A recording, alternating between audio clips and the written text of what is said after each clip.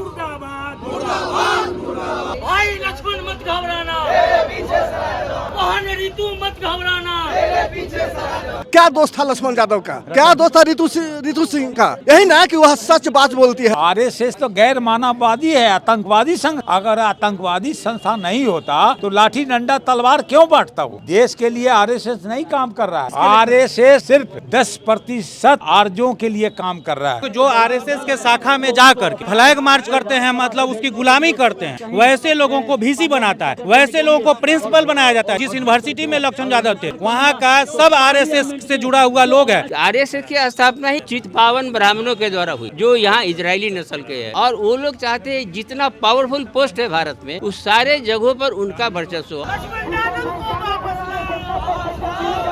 हम मांग कर रहे हैं दिल्ली यूनिवर्सिटी का प्रशासन, दिल्ली का उपराज्यपाल और भारत सरकार, भाजपा सरकार, मोदी सरकार, अमित शाह, मानव संसाधन मंत्री धर्मेंद्र प्रधान, ये सारे लोग तुरंत संज्ञान में ले और लक्ष्मण यादव के साथ न्याय करते हुए पुनः उनको परमानेंट प्रोफेसर की कुर्सी पर बहाल करे अविलंब।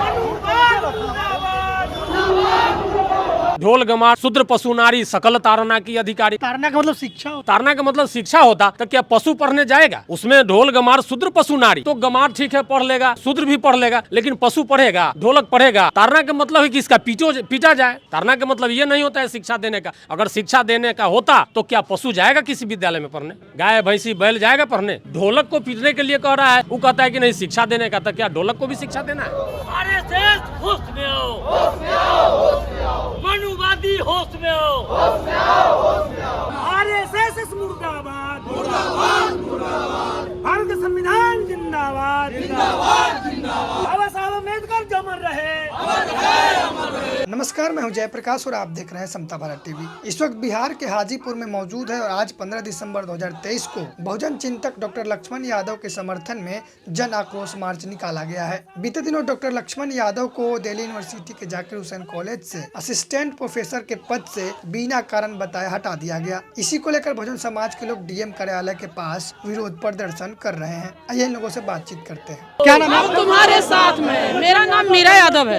ये प्रदर्शन क्यों कर रहे हैं आप लोग? ये प्रदर्शन हम इसलिए कर रहे हैं कि सारे विश्वविद्यालय में जिस तरह से बढ़िया पढ़ाने वाले प्रोफेसर को निकाला जा रहा है और गुंडों का अखाड़ा बनाया जा रहा है। जैसे कि लक्ष्मण प्रसाद यादव प्रोफेसर कितना बढ़िया पढ़ा रहे थे और उनको प्रमोशन देना चाहिए था, उनको परमानेंट करना चाहिए था, उनको निकाला गया है। उन्हीं को नहीं, उनके जैसे तमाम लोगों को निकाला गया है, ऋतु जी को निकाला गया है। तो मैं इसके विरोध में आई हूँ कि जो देश है संविधान से चलेगा, न कि मनोविधान से तानाशाही जुल्मिस्तान बनेगा। क्या मांग क्या कर रहे हैं आप लोग? यहाँ मांग हम लोग कर रहे हैं कि जितने भी प्रोफेसर में बढ़िया प्रोफेसर पढ़ा रहे हैं उनको प्रमोशन किया जाए, उनको प्रमोशन दिया जाए, परमानेंट किया जाए और विश्वविद्यालय को एक अच्छे संस्थान के रूप में आगे बढ़ाया जाए, न कि जुल्मिस्तान बनाया जाए। इसी सब मांग को लेकर के हम लोग रोड पर उतरे। ज्ञापन देंगे डीएम साहब को, इस देश के राष्ट्रपति जो है, प्रधानमंत्री जो जुल्मिस्तान बना रहे हैं देश को, सारे तमाम लोगों को ज्ञापन हम लोग देंगे यहाँ समाहरणालय के माध्यम से। क्या नाम है? राजेश कुमार रोशन। लक्ष्मण यादव को अब हटा दिया गया है, अब ये प्रदर्शन का क्या फायदा होगा? हमारा देश जनतंत्र का है, लोकतंत्र है। लोकतंत्र के तहत हम लोग लड़ाई लड़ रहे हैं और लड़ाई लड़के उनको वापसी लाएंगे। हम लोग राजतंत्र, जो आज भाजपा की सरकार भारत में बैठी हुई है, नरेंद्र मोदी की सरकार और आरएसएस के इशारे पर जो चल रहा है, उसका मैं सकनाचूर कर दूंगा और भारत का संविधान को लाठीकाट कर जमा देंगे कि हमारा संविधान मेरे पुरखा का लिखा हुआ है, इसको लागू करो और मनुवाद को वापस भगाओ यहाँ से। क्या नाम है आपका? श्याम नारायण सिंह की यह आवाज जो है डीएम साहब के माध्यम से ज्ञापन देंगे, उनके माध्यम से यह राष्ट्रपति, प्रधानमंत्री सबके यहाँ जाएगा। और जो संविधान में जो हमको मौलिक अधिकार मिला हुआ है, बोलने का अधिकार, जिसका हनन हो रहा है, बोलने पर हमें पद से हटा दिया गया है। क्या दोस्त था लक्ष्मण यादव का, क्या दोस्त था प्रोफेसर राम रतन का, क्या दोस्त था ऋतु सिंह का? यही ना कि वह सच बात बोलती है, जो संविधान में अधिकार दिया है, अपने लोगों को जगाने का काम किया है, जो पाखंड है, जो कुरीति है, उसके विरोध में बोलने का जो काम कर रहे हैं, इसके एवज में उसके पद से हटा दिया गया है। उसका पाँख जो है कतर रहे ताकि यह नहीं रहेगा न बोलेगा। उनको ऐसा लोग चाहिए चाहिए तो ओबीसी के ही, लेकिन ऐसे लोग चाहिए जो हम जो कहें वही बोले। हमारा संसद भवन है उसको भी ये लोग तार तार करने का काम किया, नया मनु भवन बनाया है। आप बताइए कि इस देश कैसे बचेगा? तो इस देश को बचाने के लिए लक्ष्मण यादव लोगों को जगा रहे थे। कौन गलत काम कर रहे थे? गोली चला रहे थे कि बम चला रहे थे? आप लोग मांग ये कर रहे हैं कि उनको वापस नियुक्ति किया जाए, नौकरी के लिए कर रहे हैं कि और कोई इरादा? उनको परमानेंट नौकरी दिया जाए और उनको प्रमोशन किया जाए। इस देश को लक्ष्मण यादव जैसे लोग ही चलाएंगे। यह देश हमारे महापुरुषों का है और महापुरुषों का औलाद लक्ष्मण यादव हैं, उनका ही देश है। हमारे सारे भाई बहन हैं, सारे देश को मजबूत करने के लिए, नौजवानों को पढ़ाने के लिए बहाल हुए, विज्ञान को बता रहे थे। तो ये लोग तो पाखंड पर विश्वास कर करके देश को बर्बाद करने वाला। वो तो कह रहे हैं कि मैं अपने लिए नहीं, पूरे देश में समाज में जो 90% के साथ अत्याचार हो रहा है उसके लिए हम आंदोलन कर रहे हैं। वो एक यदि नौकरी के पीछे मरते तो मोदी करते, और वो जब देश के संविधान की बात करते हैं, बाबा साहब की बात करते हैं, बुद्ध की बात करते हैं, कबीर की बात करते हैं, तो लोगों को पेट में दर्द होता है। ये सरासर लक्ष्मण यादव जी के साथ पक्षपात है। ये आरएसएस और भाजपा खुलेआम ये तानाशाही कर रही है, ये लोकतंत्र का बिल्कुल से खात्मा कर रही है। लक्ष्मण यादव तो मुखर रूप से विरोध किए हैं, इसलिए आज पटल पर हैं, नहीं तो ऐसे तो हजारों लोगों के साथ में पक्षपात किया जाता है, जो दबा दिया जाता है, जो डर से लोग बोल भी नहीं पाते हैं। आज लक्ष्मण यादव जी के साथ आरएसएस वालों ने क्या किया है कि जो आरएसएस के लोग हैं, जो शाखा में जाते हैं वहां पर परेड करने जाते हैं, आप देखिएगा उस तरह के भीसी का बहाली होता है। ये भीसी का बहाली कौन करता है? भीसी का बहाली आज के समय में राज्यपाल करता है। और राज्यपाल क्या करता है? जो शाखा में आके परेड करने वाले लोग हैं, शाखा मतलब आरएसएस का ब्रांच, आरएसएस का कार्यालय, आरएसएस का जो कार्यक्रम होता है, जो वैसे प्रोफेसर लोग, वैसे उसके एम्प्लॉय लोग जो आरएसएस के शाखा में जा करके फ्लैग मार्च करते हैं, मतलब उसकी गुलामी करते हैं, वैसे लोगों को भीसी बनाता है, वैसे लोगों को प्रिंसिपल बनाया जाता है। जिस कॉलेज में लक्ष्मण यादव है, जिस यूनिवर्सिटी में लक्ष्मण यादव थे, वहाँ का सब आरएसएस से जुड़ा हुआ लोग है। आप शाम में देखिएगा तो ये लोग आरएसएस के शाखा में जा करके शाम के शाम वहाँ मीटिंग करता है, और दिन में आकर के यहाँ लक्ष्मण यादव जैसे लोगों के साथ पक्षपात करता है। लक्ष्मण यादव भी तो जाकर भाषण देते हैं अम्बेडकरवाद के विषय में, समाजवाद के विषय में, तो इसीलिए हटा दिया गया। ये संवैधानिक अधिकार है, ये भारत के हर नागरिक का कर्तव्य है, ये संवैधानिक अधिकार है उनका कि वो कोई भी कार्य करें, उसके बावजूद सामाजिक कार्य के लिए उनकी बाध्यता नहीं है। आप लोग कह रहे हैं कि आरएसएस वाले उसमें जा रहे हैं, तो दिक्कत है आप लोगों को? आरएसएस से दिक्कत नहीं, दिक्कत क्या है? शाखा वाले जा रहे हैं। दिक्कत नहीं है, दिक्कत ये है कि पक्षपात वो कर रहे हैं। दिक्कत ये नहीं है, आप 7 प्रोफेसर एडहॉक पर थे 14 साल से, 7 में 6 को आप परमानेंट कर दिए और एक सिर्फ लक्ष्मण यादव को क्यों हटाया गया? क्योंकि वो लक्ष्मण यादव आरएसएस के नीति को विरोध करते हैं, आरएसएस के मंशा को, आरएसएस के कार्य को वो विरोध करते हैं। वो अमानवीय संगठन है आरएसएस, वो मानवीय, एक प्रकार का मानवीय बम है जो भारत को नेस्तनाबूद कर रहा है, भारतीय संवैधानिक व्यवस्था को ध्वस्त कर रहा है। वो आरएसएस का लक्ष्मण यादव विरोध करते हैं। लक्ष्मण यादव अकेला इकलौता ऐसा शख्स है भारत में जो जॉब अपनी ड्यूटी भी ईमानदारी पूर्वक निभाए हैं। वो 14 साल में कॉलेज हो या यूनिवर्सिटी हो, कहीं कोई शिकायत उनके खिलाफ नहीं है, कोई स्टूडेंट का कोई शिकायत नहीं है, कोई उनके समकक्षीय प्रोफेसर का किसी तरह का कोई शिकवा शिकायत नहीं होगा, इसलिए हटा दिया गया है। गोल्ड मेडलिस्ट हैं, जान लीजिए आप। आपके चैनल के माध्यम से कहना चाहता हूं, ऐसे लोग जो लक्ष्मण यादव पर उंगली उठाते हैं उनको मैं कहना चाहता हूं, इलाहाबाद यूनिवर्सिटी से हिंदी विषय में गोल्ड मेडलिस्ट हैं, यूनिवर्सिटी टॉपर हैं, कोई योग्यता पर उंगली नहीं उठाई जा सकता है। और इंटरव्यू में सबसे ज्यादा नंबर लाने वाले वो लक्ष्मण यादव हैं, और साथ में एक अकेला लक्ष्मण यादव को हटा दिया जाता है, और जो आरएसएस का परेड करता है, गुलामी करता है, उसकी बहाली हो जाती है, वो प्रोफेसर परमानेंट हो जाते हैं। ये पक्षपात है। मांग क्या कर रहे हैं आप? हम मांग कर रहे हैं कि वहाँ का दिल्ली यूनिवर्सिटी का प्रशासन, दिल्ली का उपराज्यपाल और भारत सरकार, भाजपा सरकार, मोदी सरकार, अमित शाह, मानव संसाधन मंत्री धर्मेंद्र प्रधान, ये सारे लोग तुरंत संज्ञान में ले और लक्ष्मण यादव के साथ न्याय करते हुए पुनः उनको परमानेंट प्रोफेसर की कुर्सी पर बहाल करे अविलंब। नहीं तो ये छोटा मोटा आंदोलन से अभी शुरू हुआ है, देशव्यापी आंदोलन होगा, ऐसा भयानक आंदोलन होगा कि उनको गद्दी से उखाड़ फेंकने का आह्वान हम लोग कर रहे हैं। विश्वविद्यालय प्रशासन है उससे या देश के राष्ट्रपति महोदया से या प्रधानमंत्री से हम ये पूछना चाहते हैं कि क्या जो प्रोफेसर लक्ष्मण यादव को जो पद से हटाया गया, क्या वह संवैधानिक है? संविधान के तहत वो आता है? आपने जो हटाया, मैं ये पूछना चाहता हूँ, चूँकि वो 14 साल से इस विश्वविद्यालय में थे और 14 साल में लगातार ये 4-4 महीने पर उनकी इंटरव्यू होती थी, जो छात्रों के द्वारा उनके प्रति कोई शिकायत नहीं है। इस विश्वविद्यालय में जितने भी प्रोफेसर हैं उनको भी कहीं कोई शिकायत नहीं है।